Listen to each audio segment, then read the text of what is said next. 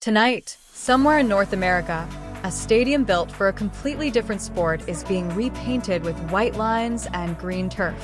Thousands of seats, foreign chants, a game that wasn't born there, taking over anyway. And you might think this is just another World Cup. It isn't.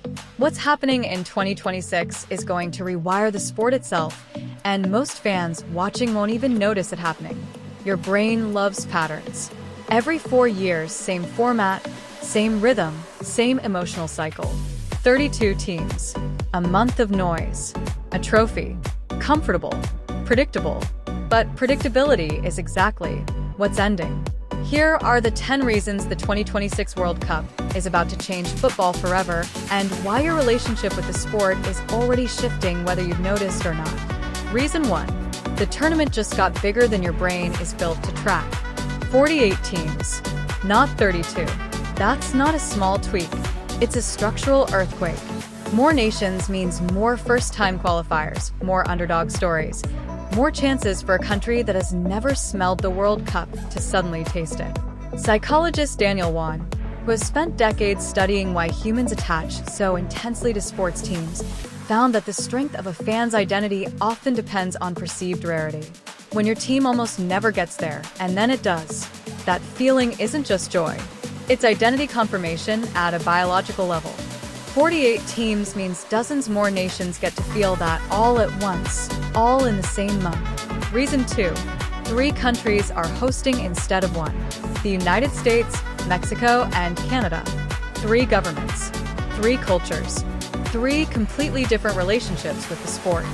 Football has never asked a continent to share hosting duties like this before, which means the tournament is no longer a single nation celebration.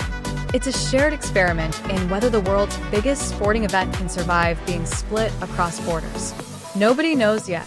That uncertainty alone is rewriting how broadcasters, sponsors, and fans plan their entire year. Reason 3.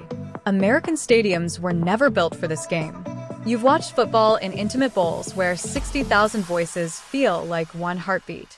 Now picture that same crowd swallowed inside an 80,000-seat NFL stadium built for a different sport entirely, different sightlines, different acoustics. The atmosphere changes. The noise changes. Even the way players read crowd energy during a match changes. Football is about to be performed inside architecture that was never designed to hold it. Reason 4. More countries qualifying means more money flowing to places it never reached before.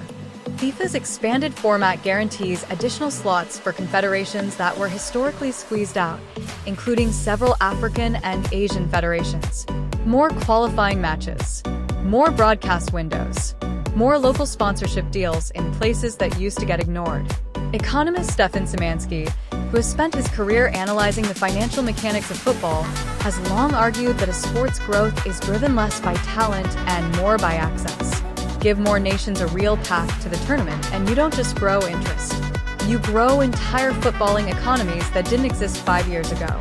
Reason 5. Streaming just replaced the living room. Ask yourself honestly, when was the last time you watched an entire match on a television that wasn't also a phone in your hand? The 2026 tournament will be the most heavily streamed World Cup in history, watched on more devices, in more time zones, with more real-time reaction happening online than the match itself. The game hasn't changed.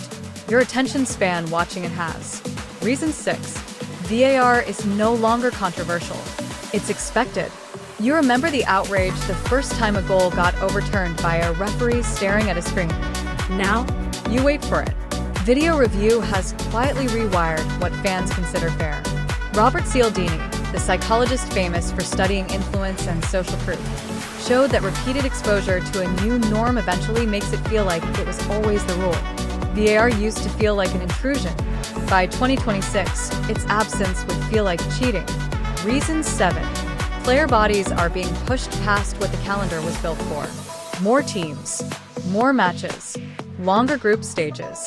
Add that on top of already packed domestic seasons, and you get athletes playing more competitive minutes than any generation before them. Sports medicine researchers have repeatedly flagged rising injury rates tied to fixture congestion.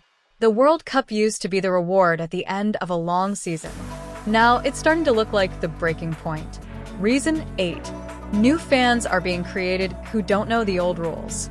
Millions of Americans, many watching their first real World Cup, are walking into this tournament with no attachment to old rivalries, no inherited grudges, no decades of tribal loyalty passed down from a parent.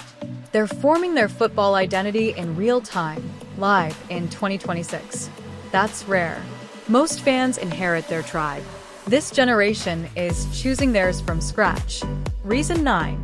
The trophy stopped being the only prize. Sponsorship deals, expanded media rights, merchandise reach into 3 massive new markets. The financial stakes of 2026 dwarf any World Cup before it, which means decisions that once felt purely sporting, how the format works, how many teams qualify, how matches get scheduled, are now inseparable from decisions about money. The line between football and business didn't just blur. In 2026, it disappears. Reason 10. Your own definition of a real World Cup is about to shift permanently. Once 48 teams becomes normal, nobody goes back to 32. Once 3-country hosting proves it can work, single-nation tournaments start looking small by comparison. This isn't a temporary experiment. It's the new baseline. Every World Cup after this one will be measured against 2026, the way every action movie gets measured against the one that first blew up the format. So think back to that repainted stadium. Foreign chants echoing off walls built for a different sport entirely. It looks like just another World Cup. It isn't.